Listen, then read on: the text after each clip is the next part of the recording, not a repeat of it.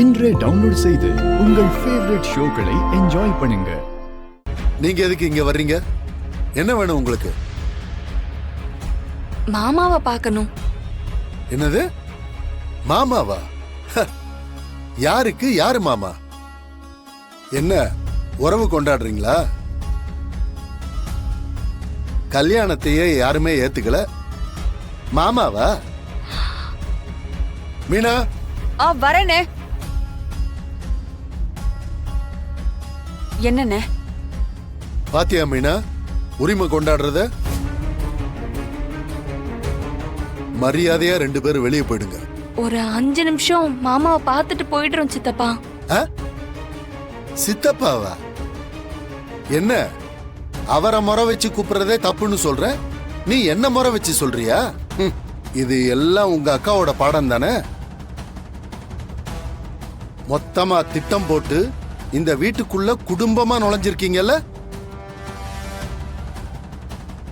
நான் இருக்கிற வரைக்கும் உங்க திட்டம் ஒன்னும் பலிக்காது. வெளியில போங்க. ஏங்க இப்படி எல்லாம் பேசுறீங்க? ஏதோ முடியாதவரை பார்க்க தானே வந்தோம். இதுல என்ன திட்டம் இருக்கு? இப்படிதான் உள்ள வருவீங்க, அப்புறம் கொஞ்சம் கொஞ்சமா இடத்த பிடிச்சு எங்களையே வெளியே அனுப்பிடுவீங்க. உங்க எல்லார பத்தியும் எனக்கு நல்லாவே தெரியும். தயவு செஞ்சு வெளியே போயிடுங்க.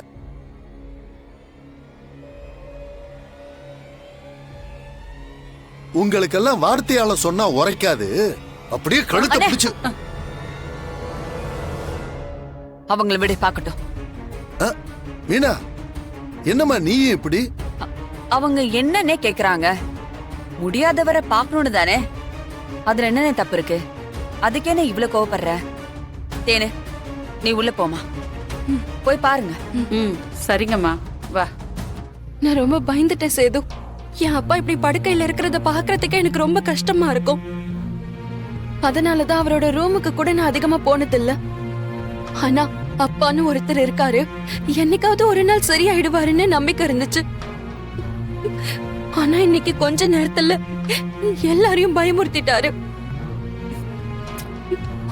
இதெல்லாம் மாமா சீக்கிரமே சரியாகிறதுக்கான சிம்டம்ஸ்.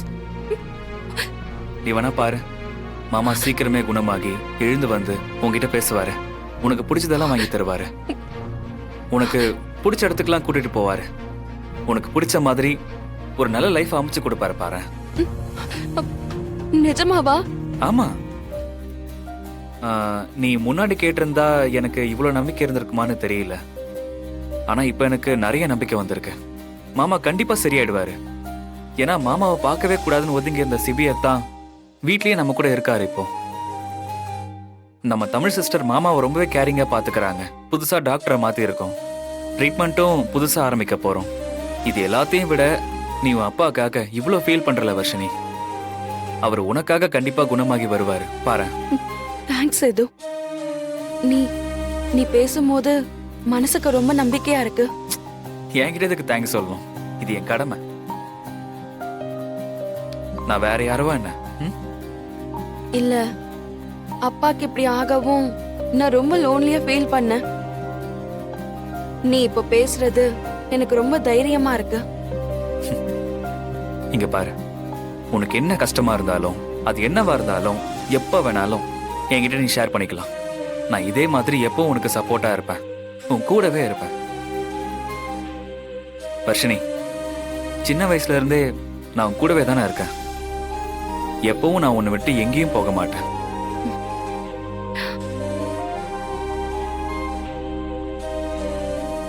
எப்பவும் நான் உன்னை சுத்தி சுத்தி தான் வரேன். உன்னோட சின்ன சின்ன சந்தோஷம் தான் என்னை சந்தோஷமா மாத்தும். நீ லேசா கண் கலங்கினாலும் அது என்னை பெருசா பாதிக்கும்.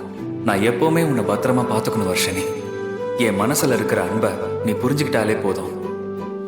சேது, ப்ரோ, என்ன அத்தை பொண்ணுக்கு ஜூஸா? ப்ரோ, அப்போ இந்த வீட்டுல புதுசா ஒரு லவ் ட்ராக் ஓபன் ஆயிருக்கு. இதை நான் கவனிக்கவே இல்லையே. ப்ரோ, இது புதுசுலாம் இல்ல ப்ரோ, ரொம்ப பழசுதான். எப்பவுமே அவ மட்டும்தான் எனக்கு. என்னோட ஃபர்ஸ்ட் லவ், கரண்ட் லவ் எல்லாமே அவதான். கொஞ்ச நாள் விலகி இருந்ததுல அவளும் என்னை விட்டு ரொம்ப தூரம் போயிட்டான். இந்த மாதிரி கஷ்டப்படுற நேரத்துல பக்கத்துல இருந்தா தானே அவளுக்கும் என் மேல கொஞ்சம் பிரியம் வரும். கரெக்டா ரூட்டை முடிச்சு போய்கிட்டு இருக்கியே. அடேங்கப்பா, ஏன்டா உனக்கு வெக்கப்படலாம் தெரியுமாடா? அதுவும் சரிதான். அப்ப இந்த வீட்ல எனக்கு மட்டும்தான் ஆள் இல்ல. ஆ?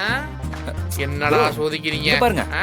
முதல்ல ஏன் கல்யாணம் பண்ணிட்டோம், அப்புறம் உங்களுக்கு தான். இங்க பாரு, இதேதான் அவனும் சொன்னான். கல்யாணம் பண்ணி போயிட்டானா? நம்புங்க ப்ரோ. அததான் நம்பிக்கிட்டு இருக்கேன். சரி போ போ, என்னத்த பண்றது? ஜாலிதான், என்ஜாய்டா. நாம ஊர்ல இருக்கிறவெல்லாம் சேர்த்து வச்சுட்டு இப்ப சிங்கிளா நின்றுட்டு இருக்கோம்.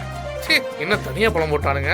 அந்த பக்கம் யாரும் லவ் பண்றாங்களா பாப்போம். முத்து, என்னை எப்படியாவது எங்க அண்ணனை பார்க்க வைக்கிறியா?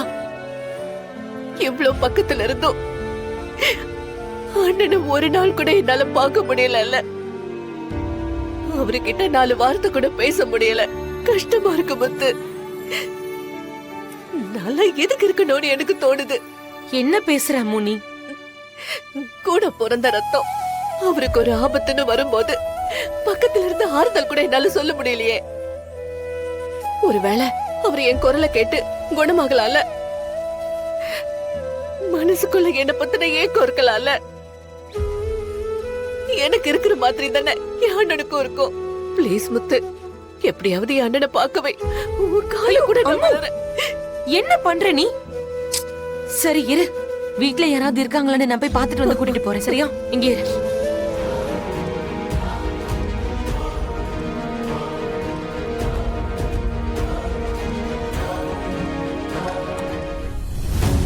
வா, உள்ள வா.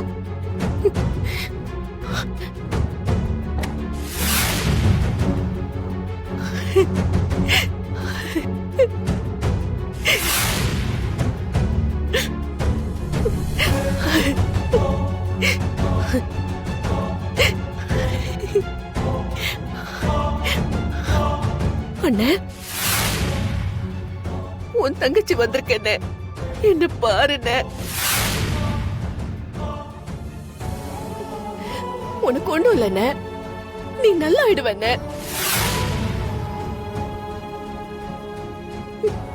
உனக்கு ஒரு விஷயம் தெரியுமா? உன் பிள்ளைக்கும் என் பொண்ணுக்கும் கல்யாணம் நடந்துச்சுண்ணே.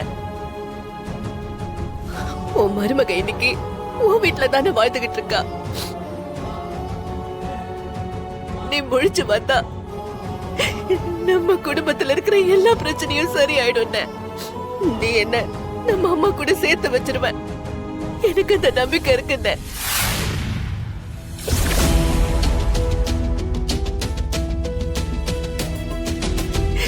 நீ சீக்கிரம் எழுந்துவான. தினம் தினம் கடவுள்கிட்ட உனக்கும் சேர்த்து தானே வேண்டிக்கிறேன்.